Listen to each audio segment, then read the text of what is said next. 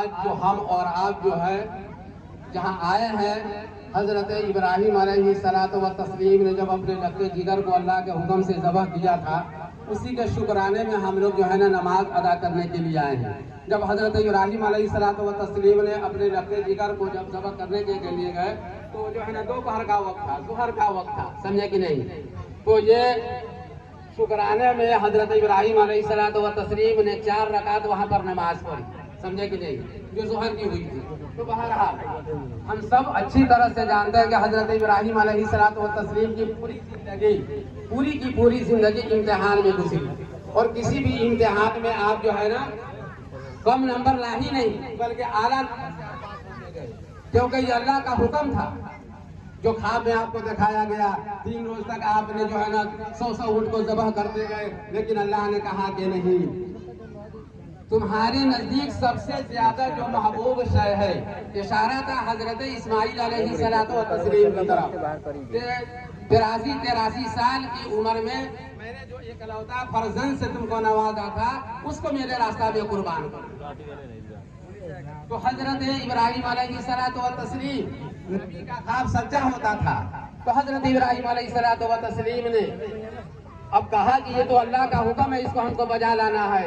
تو بشارت خواب میں پائی کہ اٹھ ہمت کا ساما کر، بڑے خوشنود یہ مولا اسی بیٹے کے قرب آ کر۔ خلیل اللہ اٹھے خواب سے، دل کو یقین آیا کہ آخر امتحان بندے کا ہے، مالک نے فرمایا پہاڑی پر سے دی آواز اسماعیل ادھر آؤ، یہاں آ کر پاک کا ارشاد سن جاؤ۔ تو چھوٹے تھے، 10 سال 8 سال کے تھے، تو اللہ کا حکم ہوا، بچے کے ساتھ کھیلنے گئے تھے، تو ابھی جالندری نے اس کو کھینچا ہے کہ پہاڑی پر سے دی آواز اسماعیل ادھر آؤ، یہاں اگر خدا پاک کا ارشاد سن جاؤ۔ پدر کی یہ صدا سن کر پسر دوڑا ہوا آیا، رکا ہرگز نہ راستے میں، اسماعیل کو شیطان نے بہکایا۔ جب باپ کی آواز سنی، کان میں پڑی کہ یہ تو آواز میرے ابو کی ہے، میرے ابو کی آواز ہے، فوراً فرما بردار بیٹا کھیل کو چھوڑ کر کے جو ہے نا دوڑتا ہوا آ رہا ہے، اور آپ اپنے باپ کے قدموں میں آ کر کے نچھاور ہوتا ہے۔ اس طرح کے ابو کیا بات ہے، کیا بات ہے؟ پیدر بولا کہ بیٹا آج میں نے خواب دیکھا ہے، پیدر بولا کہ بیٹا آج میں نے خواب دیکھا ہے، کتاب زندگی کا ایک نرالا باپ دیکھا ہے، یہ دیکھا ہے کہ میں تجھ کو ذبح کرتا ہوں، خدا کے نام پر تیرے لہو میں ہاتھ بھرتا ہوں۔ سعادت مند بیٹا جھک گیا فرمان باری پہ، زمین و آسماں حیرات ہے اطاعت گزاری پہ۔ یعنی یا ابتی فعل ما تؤمر ستجدنی انشاءاللہ من الصابرین۔ جب باپ نے کہا کہ میں نے خواب میں ایسے ایسے دیکھا ہے، تو بیٹا فرما بردار، قال یا ابتی فعل ما تؤمر ستجدنی انشاءاللہ من الصابرین۔ ابو اس میں دیر کرنے کی کیا ضرورت ہے؟ جب اللہ کا حکم ہے، اس اللہ کا، اس مالک کا حکم ہے کہ جس نے ساری کائنات کو پیدا فرمایا ہے، زمین و آسمان کو پیدا فرمایا ہے، مجھے پیدا فرمایا ہے، آپ کو پیدا فرمایا ہے، جب وہ اسی میں راضی ہے، اسی میں خوش ہونا چاہتا ہے، تو آپ کو دیر کرنے کی کوئی ضرورت نہیں ہے۔ انشاءاللہ من الصابرین، آپ مجھے صبر کرنے والوں میں سے پائیں گے۔ یہ نہیں کہا کہ میں صبر کرنے والے میں سے ہوں گا، کہا کہ آپ مجھے صبر کرنے والوں میں سے پائیں گے۔ حضرت اسماعیل نے کہا کہ دنیا میں صبر کرنے والے بہت سارے لوگ ہوں گے۔ اب جہاں حاجی لوگ مینا میں جو ہے نا جانور کو ذبح کرتے ہیں، باپ اور بیٹے جو ہے نا مینا کی طرف، یہ شیطان لعین جو ہے نا دوڑا ہوا آیا، حضرت کے پاس آتا ہے، حضرت کو کہا کہ حضرت تجھے کچھ معلوم ہے کہ حضرت ابراہیم نے اسماعیل کو کہاں لے گیا؟ کہا کہ جنگل میں لکڑی چننے گئے ہیں، جانور کا انتظام کرنے گئے ہیں۔ کہا کہ نہیں، وہ آج ذبح کر دیں گے اسماعیل کو۔ کہا کہ ایسا نہیں ہو سکتا ہے، دنیا شاہد ہے، دنیا میں ایسا نہیں ہوا ہے کہ جو ایک بڑھاپے میں ایک باپ کا سہارا بننے والا بیٹا ہو، بڑی آرزو اور تمنا کے بعد رب حب لی من الصالحین، رب حب لی من الصالحین دعا فرمائی، فبشرناہ بغلام حلیم۔ اللہ نے جو ہے نا خوشخبری سے نوازا، اس کو ذبح کر دے۔ شیطان دھوکہ کھاتا ہے، شیطان فوراً کہتا ہے یہ اللہ کا حکم ہے، حضرت حاجرہ سمجھ جاتی ہے، ہماری اور آپ کی بیٹی کی طرح، بیوی کی طرح نہیں، سمجھ جاتی ہے، کہا کہ تو شیطان لعین ہے، ہمارے نزدیک سے تم دور ہو جاؤ۔ کہ جس اللہ نے میرے بیٹے کو پیدا کیا، مجھے پیدا کیا، ساری کائنات کو پیدا کیا ہے، وہ اللہ اسی میں راضی ہونا چاہتا ہے، وہ خالق اسی میں خوش ہونا چاہتا ہے، تو میں کیسی بیوی، میں کیسی عورت کہ میں نہیں راضی، بلکہ میں یہ دعا اللہ سے کروں گی کہ اللہ ایک اسماعیل کیا ہے، میرے پیٹ سے ہزاروں کی تعداد میں اسماعیل کو پیدا کرتا جا، جب تو اسی میں راضی سب کو تیرے راستہ میں قربان کرتے جاؤں گا۔ حضرت جواب، اس کے بعد جو ہے نا حضرت ابراہیم کے پاس وہی شیطان آیا، جمرہ عقبہ پہ، جمرہ وسطیٰ پہ، جمرہ اولیٰ پہ، یہ جو ہے نا پتھر کی شکل میں آ کر کے راستہ روکنے کی کوشش کیا۔ اللہ نے کہا کہ کیا دیکھ رہے ہیں، کنکری ماریے، 7 کنکری اٹھائیے، وہی حجاج کرام جو ہے نا کنکری کو مار رہے ہیں۔ وہ حضرت اسماعیل کی، ابراہیم کی یہ سنت ہے۔ اللہ کو یہ ادا اتنا پسند آئی کہ اللہ تبارک و تعالیٰ نے حجر کا ایک رکن قرار دیا۔ آج حجاج کرام جاتے ہیں تو اسی شیطان لعین کو، شیطان مردود کو کنکری مارتے ہیں۔